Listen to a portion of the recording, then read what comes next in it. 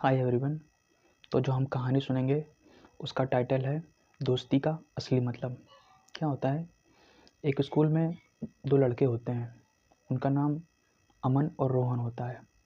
अमन जो होता है वो बुद्धिमान और शांत स्वभाव का होता है और रोहन थोड़ा चंचल और साहसी होता है। दोनों एक ही क्लास में पढ़ रहे होते हैं और पूरी स्कूल को मालूम था कि दोनों बहुत अच्छे दोस्त हैं। क्या होता है, उनके स्कूल वाले एक जंगल का ट्रिप ऑर्गेनाइज करवाते हैं।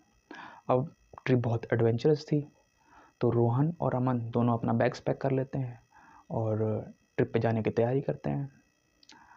तो अमन और उनके साथी और टीचर जब जंगल में पहुंचते हैं तो वहाँ का एटमॉस्फेयर बहुत अच्छा होता है। ऊंचे ऊंचे पेड़ होते हैं, पक्षियों की चहचहाहट होती है, ठंडी ठंडी हवाएं होती हैं, बहती हैं।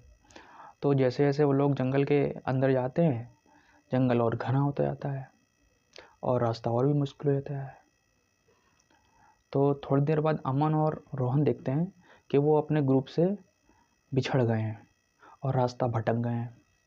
अमन बहुत घबरा जाता है, रोहन उसको हिम्मत दिलाता है। तभी वो दोनों थोड़ा आगे बढ़ते हैं तो एक नदी आती है। अब नदी पार करना ज़रूरी था, तो रोहन कहता है चलो हम तैर के नदी पार कर लेते हैं। अमन कहता है मुझे नदी तैरना नहीं आता है। रोहन कहता है कोई बात नहीं, मैं तुम्हें अपनी पीठ पे बैठा लूँगा, मैं तुम्हें अपने कंधे पे बैठा लूँगा और नदी पार कर लेंगे। तो दोनों नदी पार करते हैं।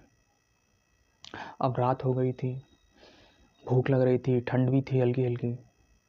तो अमन के पास कुछ बिस्कुट होते हैं, तो दोनों लोग वो बिस्कुट खा लेते हैं। रोहन के पास एक चादर होती है, तो दोनों लोग चादर ओढ़ लेते हैं ताकि ठंड से बच सकें। रात बीत जाती है।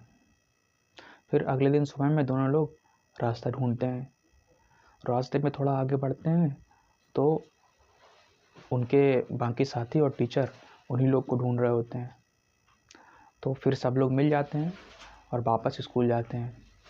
स्कूल जाने के बाद सभी अमन और रोहन की हिम्मत की तारीफ़ करते हैं।